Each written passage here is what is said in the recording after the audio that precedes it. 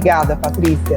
É um grande prazer receber no SAPenal duas figuras tão influentes e respeitadas quando falamos de sustentabilidade. Tudo bem, Oscar? Tudo bem, Marcos? Bem, prazer. Prazer estar aqui. Minha primeira pergunta para vocês é o seguinte, aí começando pelo Oscar. Conceitualmente, o que é sustentabilidade para você?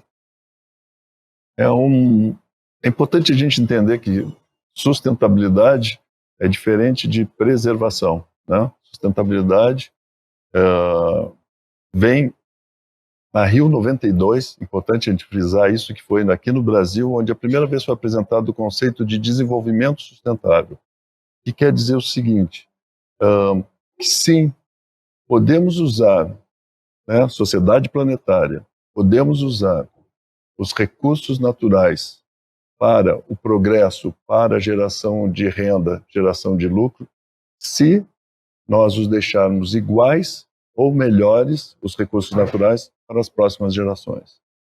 Então, sustentabilidade é isso, é saber usar o que o planeta nos deixa para o progresso da nossa civilização e para a geração de uma palavrinha lucro. difícil, né, de entender de verdade o que é sustentabilidade, né?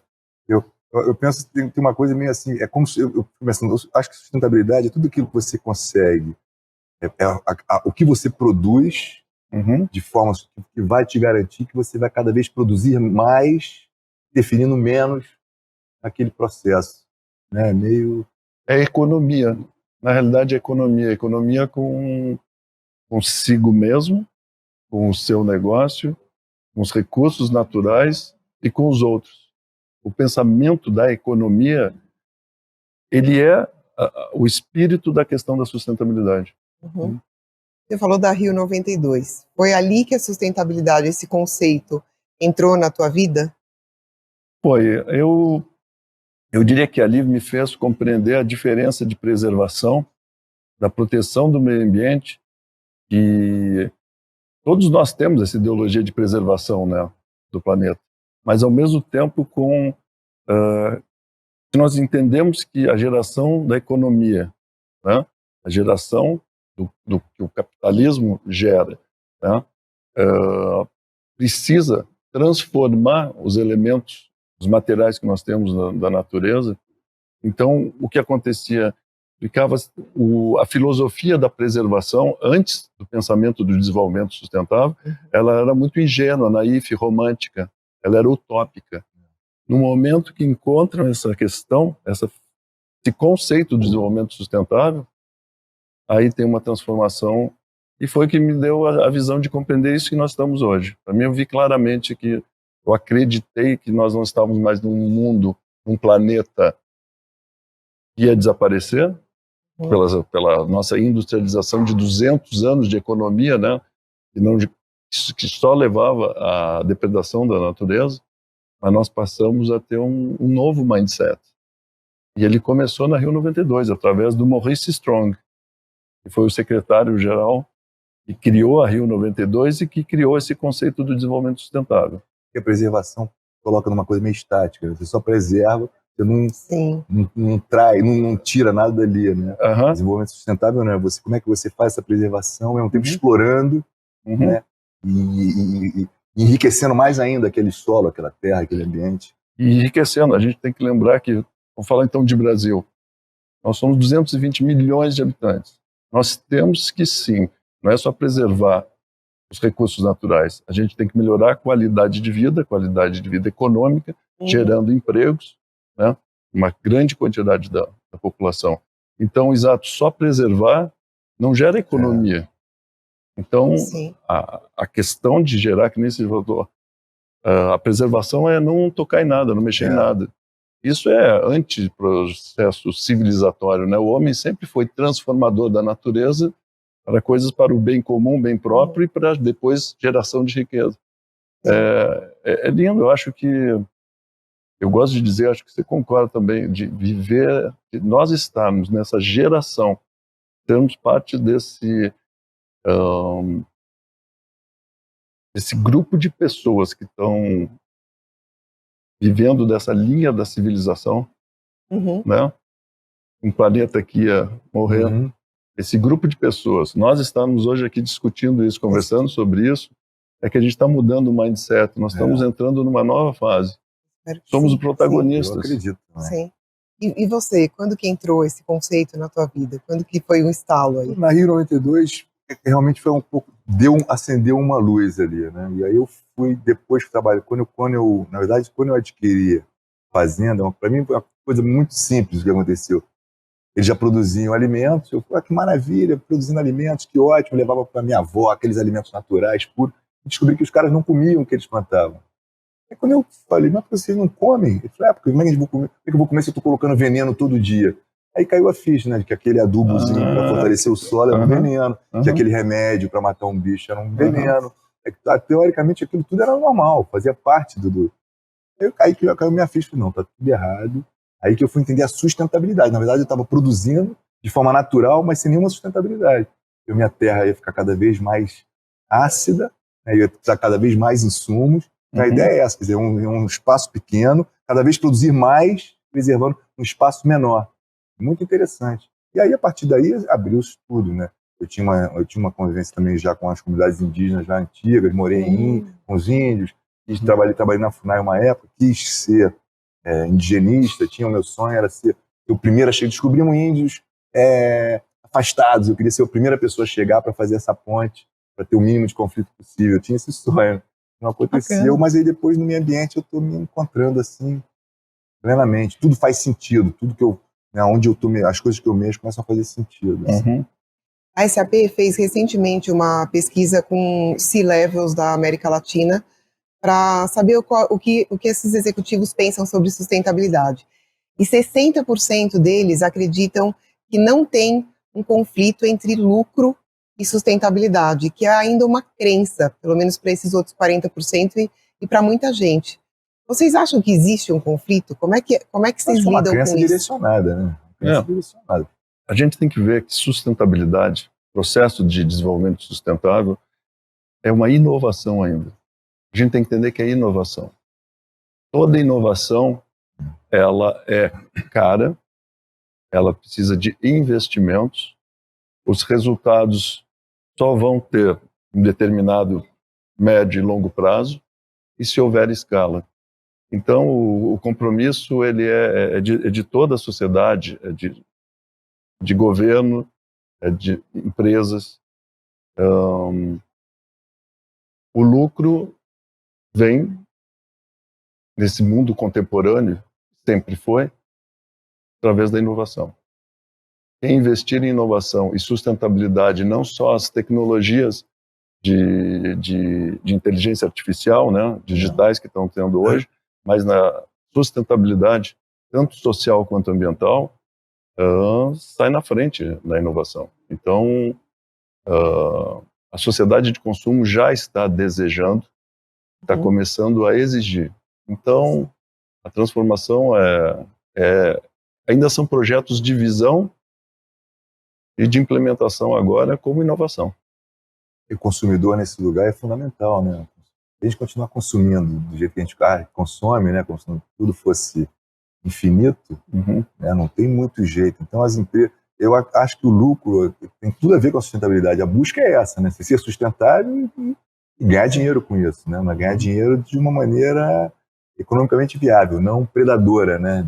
Como hoje tem um desequilíbrio muito grande entre a quantidade de dinheiro que se ganha e a quantidade de dinheiro investido no próprio negócio.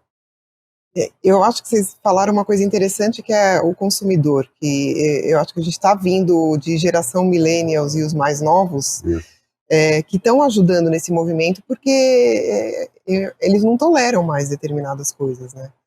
Eu fico achando que o consumidor, queria saber se vocês têm essa visão, o consumidor tem pedido, tem cobrado das marcas e das empresas uma postura sustentável. Vocês veem isso já?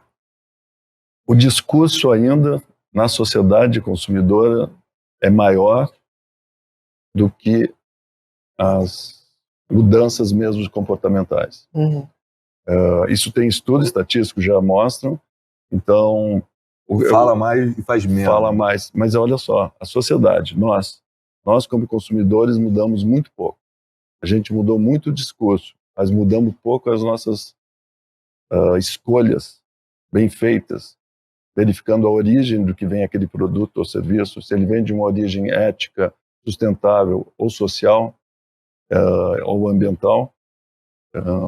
Se percebe muito mais que as empresas estão se transformando muito mais do que nós, sociedade.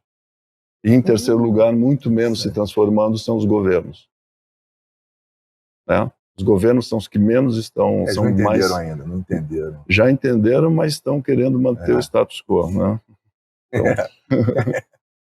Agora, pegando um pouco nisso que vocês estão dizendo, falando de setor privado, vocês acreditam que esse movimento de sustentabilidade, inclusive, gera uma conexão, uma rede entre outras empresas, que tem essa mesma visão e que vão se juntando, e acaba que quem estiver de fora desse movimento, num futuro aí, não vai estar nesse mercado? Vocês acreditam numa rede de empresas? Eu acho, tanto que o Instituto que eu fundei já há 22 anos, a proposta dele é exatamente criamos uma rede que une não só as empresas, mas as empresas, instituições acadêmicas, instituições de pesquisas, as NOGs, né, as ONGs, num grupo tanto de desenvolvimento de inovação, né, como de criação do conceito do Sustainable Design Thinking, ou o pensamento do desenvolvimento sustentável, como core dentro das empresas, e não como um departamento que faz porque é uma tendência ou porque é obrigatório, mas sim o pensamento do desenvolvimento sustentável está dentro, como assim, geração de resultados, né? Como melhora de qualidade, né? Melhora de operação, de gestão e tudo, são core nas empresas. O pensamento do desenvolvimento sustentável está junto. Então, no desenvolvimento daquele seu produto e serviço, as empresas, já com o pensamento do desenvolvimento sustentável, elas podem se transformar e serem protagonistas nessa mudança e não perder esse caminho. Mas é interessante pensar nesse olhar dessas conexões, você não ser mais um concorrente, né?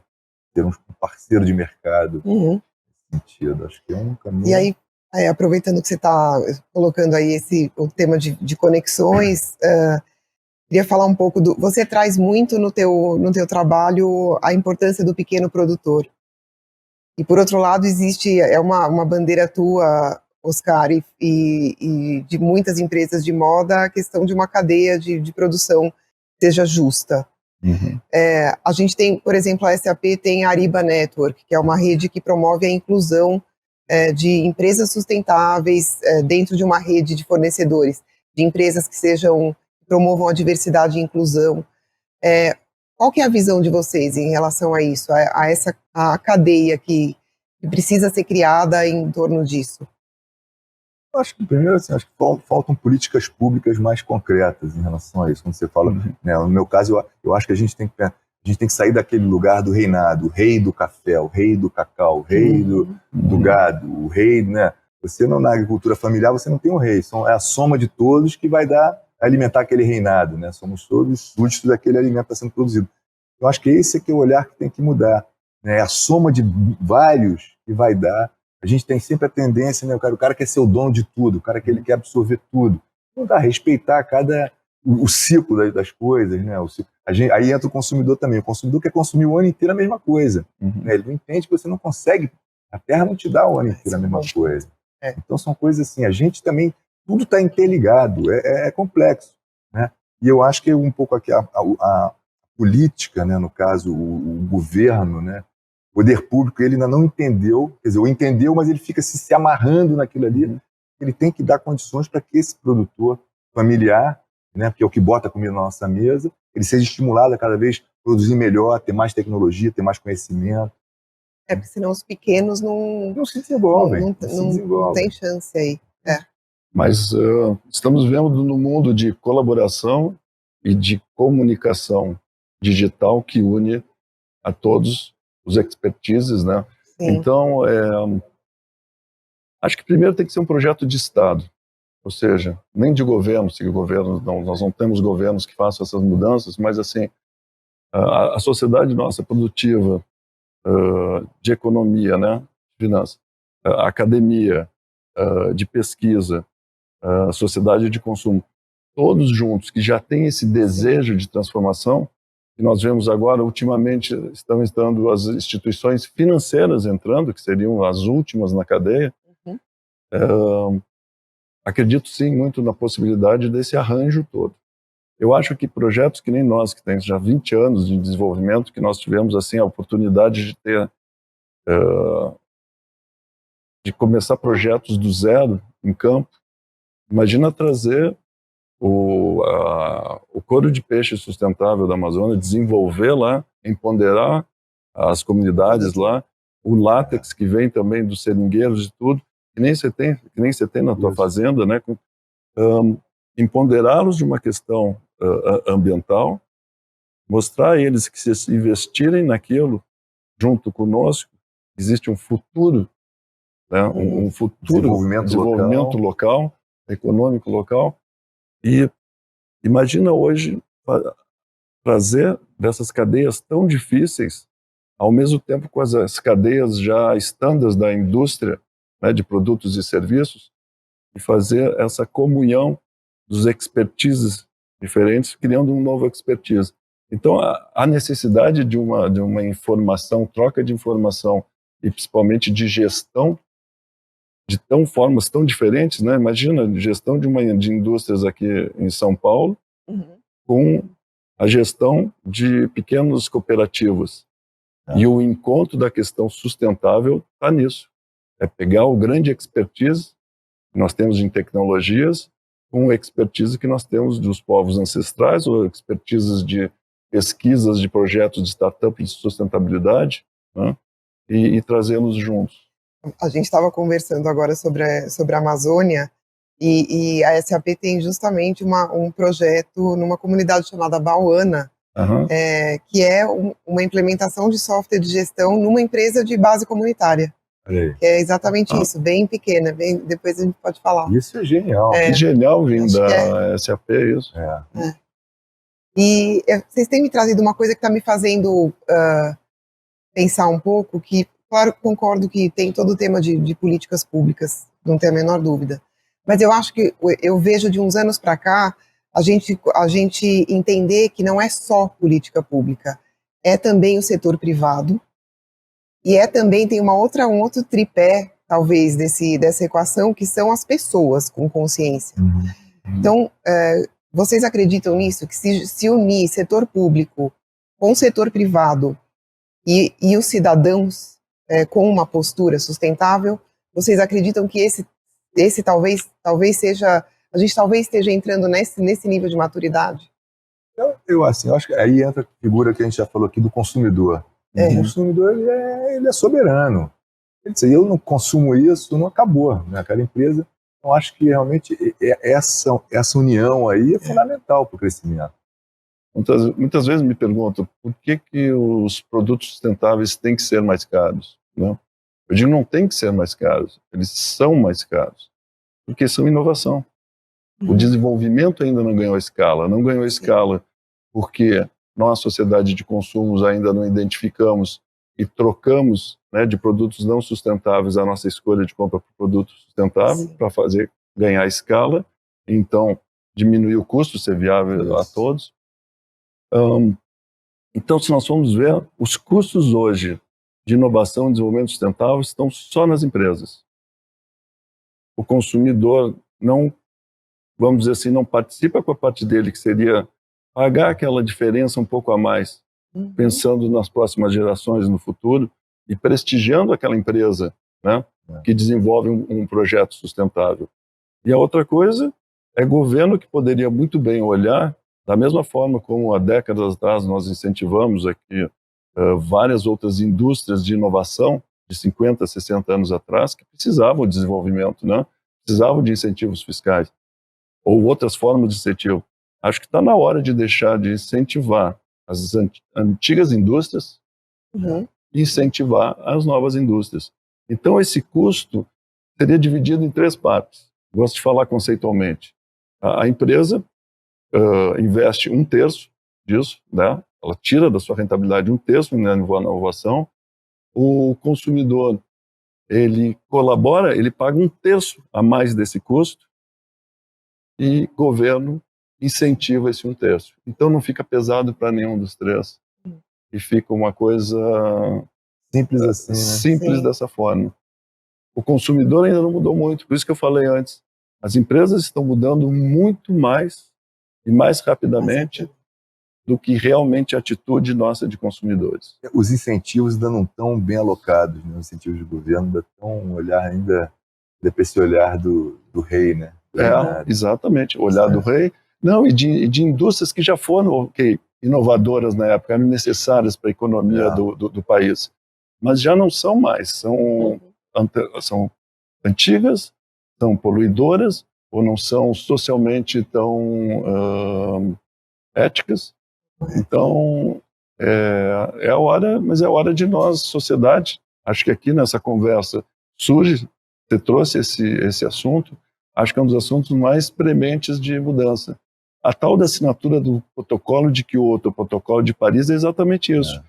Os governos, eles assinam, né, um tratado que dizem que a partir de agora elas vão incentivar, apoiar as empresas que têm práticas de desenvolvimento sustentável. Em prol da questão de desenvolvimento sustentável dos seus estados, estados como nação, eu estou falando aqui, né, versus as antigas empresas poluidoras. E as empresas de automobilismo, né, que estão aí mudando para elétrico, enfim. Todo mundo tentando inovar. Inovar. Começando por você agora, qual que é o grande legado que você quer deixar? Não sei, eu não tenho nenhuma pretensão de deixar um assim, mas se eu pudesse, assim, pense sempre fora da casinha, entendeu? Sempre, nunca acredite demais naquilo que está sendo vendido para você, sabe? Traga uma dúvida, né? Quanto tempo... Aí, quando surgiu o agrotóxico, a conversa era assim, não plantar, inclusive, um agrotóxico, você não acaba com a fome no mundo. O mundo continuou passando fome, veio o transgênico, o mundo continuou passando fome. Então tem um discurso que se fala, eu acho que o que eu posso deixar é isso, eu nunca me contentei com isso, eu acredito piamente na sustentabilidade, na possibilidade de a gente produzir de forma consciente, entendeu? Que dê um retorno não só para a gente, mas para todo mundo envolvido. Nós somos responsáveis por todos nós, né? Essa pandemia está mostrando um pouco isso também, não adianta ficar dentro da sua caixinha, Tem que abrir. E colaborar, né? Isso, colaborar. E você, Oscar? Qual que é o teu legado e tua mensagem para quem está assistindo a gente? Eu acho que, assim, legado para mim acho que foi um exemplo de uma coisa que eu acreditei, que eu tive a visão lá atrás e acreditei nela e coloquei. Eu acho que ela é bastante útil para a cabeça de empreendedor, de todos. As sustainable as possible, né? As soon as possible. Eu acho que comece com 1%. 1% de sustentabilidade. Imagina qual seja o seu setor, da sua indústria, da sua empresa, que seja de produto, serviço.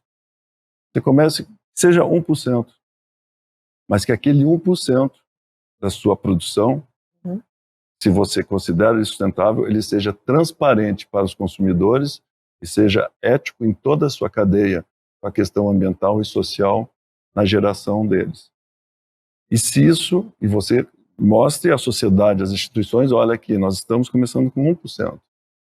Se tiver sucesso, o que nós estamos fazendo, de repente, esse produto nosso que só tem 1% sustentável, ele passará a ser o quê? A 2%.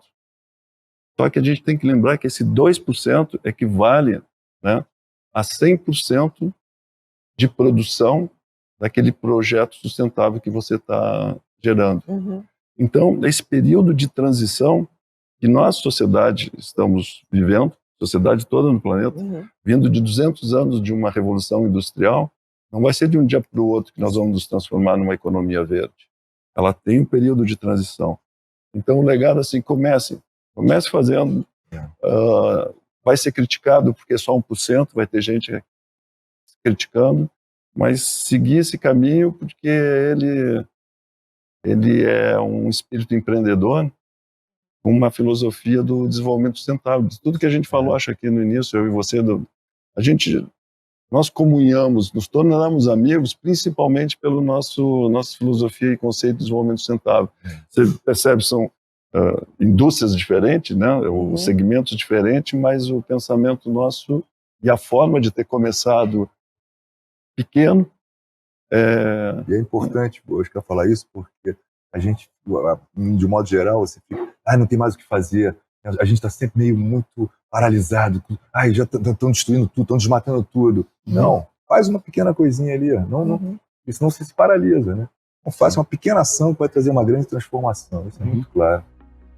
Eu acho que é isso. Excelente bate-papo. Quero agradecer vocês. Foi mesmo. Muito obrigada. Muito obrigada, Luciana Cohen, Oscar Metzavá e Marcos Palmeira. Foi um privilégio e uma inspiração acompanhar essa conversa. Eu acho que todos que estão assistindo foram tocados pela paixão que os três demonstraram pelas questões da sustentabilidade. Paixão, aliás, que tem espaço para crescer em todos nós. E é nesse espírito de entusiasmo que vamos ouvir mais uma mensagem.